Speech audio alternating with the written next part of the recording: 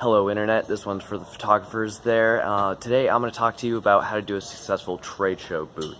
So even if you're not a wedding photographer, pay attention because there's still things that you can take away from this video. So what is the first thing that you notice? My tables are not forward. If you do any trade shows, the very first thing they do is they put the tables at the front with chairs behind them.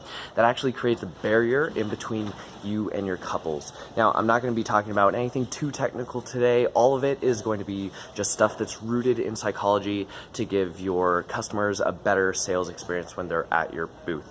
So by pushing all of the tables back, I do have this one table here forward so that I can stand here and I can talk to them, but I don't have a thing in between us. I'm standing next to the couple, flipping through the album with them, not them flipping opposite me. It creates more intimacy and rapport with the people who are coming by your booth, which actually makes them like you better, and that's probably the #1 thing to sales.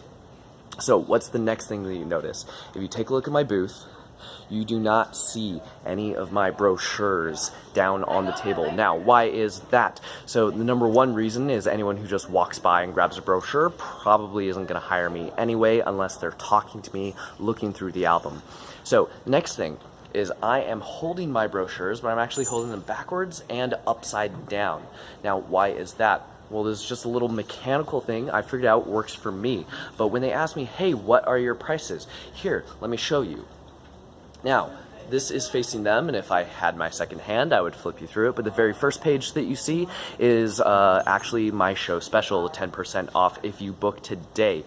The reason why I put that page face up instead of the prices is because as soon as they open it, they see the show special, I can flip that over and then talk to them about the prices.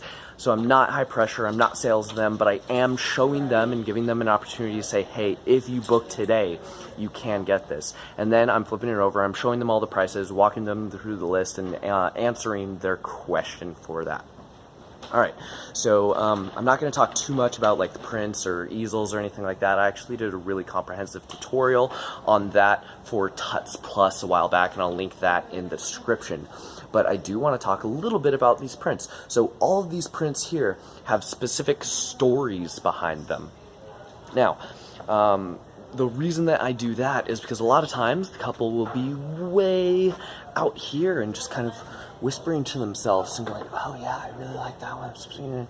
But instead of using that to cut them off or isolate them, I actually use it to start conversation. So I'll ask them like, hey, you know, which one were you interested in? They'll say, oh, you know what? I really like that one. And then I say, well, let me tell you a story about that. So I actually shot that in Mexico, and that's the post office. So you're not really supposed to shoot there, it's a government building, but I knew I wanted this shot. So I said, okay, here's what we're gonna do. I'm gonna have you stand there, flip out the dress, come in with the light stand. Are you ready? And go. Stood there, flipped out the dress, came in with the light stand, security guard says, hey, no photos. Okay, sorry, click, then we're gone. Now, let's unpack that story just a little bit. What did I do? First of all, I say, actually, that was shot in Mexico. Oh, he travels. That's in their head now. And it's right next to the St. Louis one. That's not a coincidence. Oh, he travels. All right. Are you ready? Now, I'm building the anticipation. They want to know what happens next. They're getting invested in this story. They want to know what happens as soon as I say I'm ready. And we come in with the lights and take the picture and go. Okay, so that shows that I can get the perfect photo on the first shot in just a couple of seconds, which to my clients on a wedding day, that's what they care about. I'm not going to be fussing with my camera for an hour trying to get the settings right so they can get their photos. Now, you have to think about what are the fears that a client has, what are the things that obstacles or things that might stop them from booking you. No matter what it is you're trying to book, this is really important. So for weddings, one of the things is, does he know what he's doing? Is he going to be able to get variety? Is it going to go well on a wedding day in a high pressure situation? And that story proves that. And here's the thing, I have a story like that for literally every photo at my booth that answers another concern that a couple may have. Another one that I do is when a couple says, oh, you know what, I really want to do something special, blah, blah, blah. Well, I have plenty of them. So this album here, this one here, they were doing a Seahawks theme.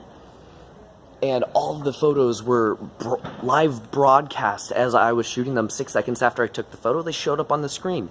Incredibly high-pressure situation.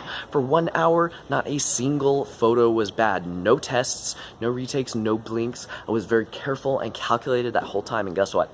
That took a lot of prep work, and that's something other photographers aren't going to do. Set yourself apart. I have another one here. This album.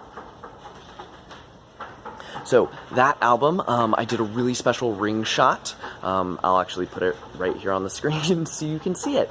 And so for this ring shot, the couple was having a nautical themed wedding. I knew I wanted to do something special, so I got an aquarium, I got an assistant. A week before the wedding, it took me 2 hours or something to get everything really dialed in, get our timing in sync. On the wedding day, less than 2 minutes and you have that beautiful shot.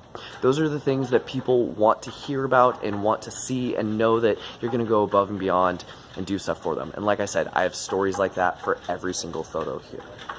Alright, so let's talk a little bit about these albums. So, here we go. There we go. So every single one of my albums is open to a specific page for a specific reason.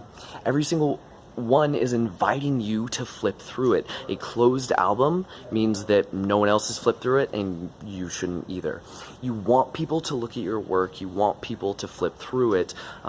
You don't want them to think that they're the first to do anything. It's even the reason that I leave some papers in my giveaway box. They want to know other people also want this and also do this. Now, it's not shady or salesy or manipulative. You're just trying to create a more comfortable experience, and these little cues are actually cueing them in that this is something they want to do. They want to flip through the album. They want to put their name into the basket. So, I hope you learned something useful today. Thank you so much for watching my video. Give this video a like, subscribe if you must. Thanks again for watching, and I will see you in the next one.